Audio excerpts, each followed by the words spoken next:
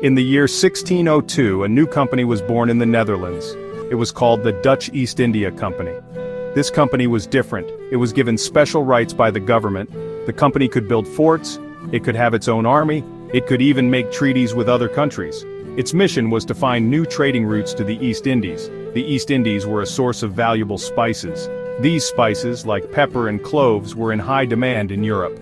The Dutch East India Company wanted to control this trade. The Dutch East India Company sent its first ships to the East Indies in 1595. The journey was long and dangerous. Many ships were lost at sea, but the rewards were great. The ships that returned brought back spices, silk, and porcelain. These goods were sold for huge profits in Europe. The Dutch East India Company quickly became very rich. One of the key figures in the company's early success was Jan Pieter Zoon Cohen. He was a ruthless leader. He believed in using force to achieve the company's goals.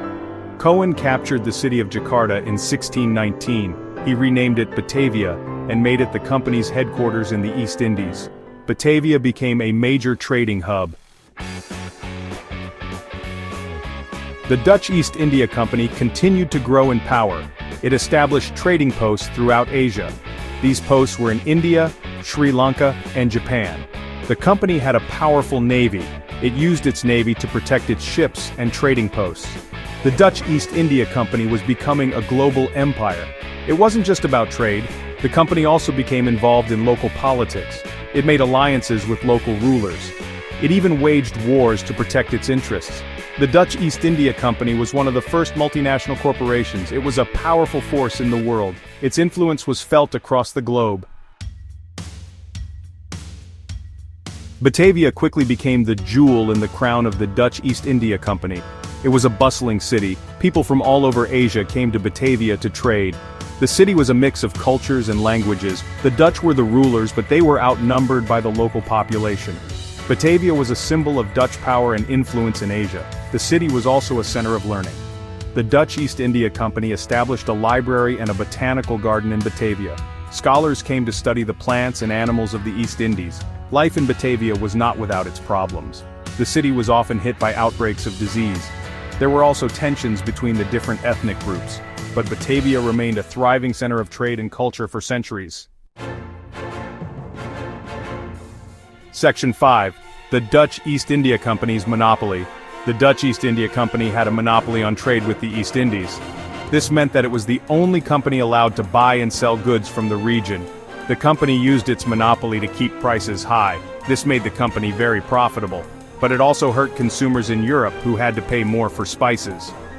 The Dutch East India Company's monopoly was controversial. Other European countries resented it. They wanted a share of the lucrative spice trade. The company's monopoly was eventually challenged by the English and the French.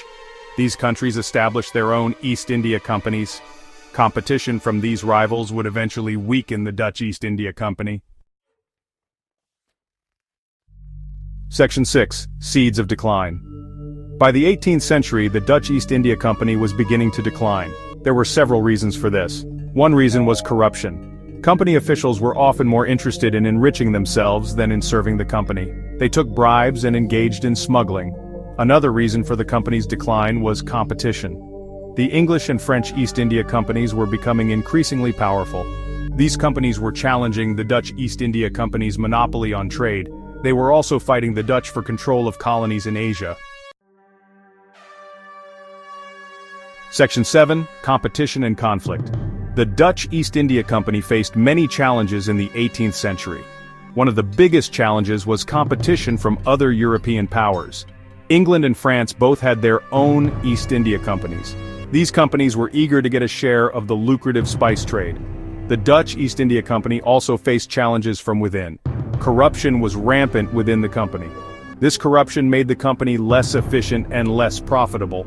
The Dutch East India Company was also weakened by wars in Europe.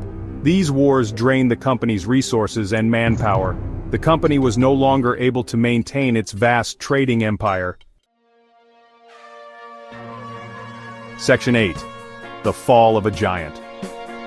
The Dutch East India Company continued to decline throughout the 18th century. By the 1790s, the company was bankrupt. It was dissolved by the Dutch government in 1799. The company's fall was a major event in world history. It marked the end of an era of Dutch dominance in global trade. It also had a profound impact on the Netherlands. The Dutch East India Company had been a major source of wealth for the Dutch Republic. Its demise left a hole in the Dutch economy. The Netherlands would never again be a global superpower.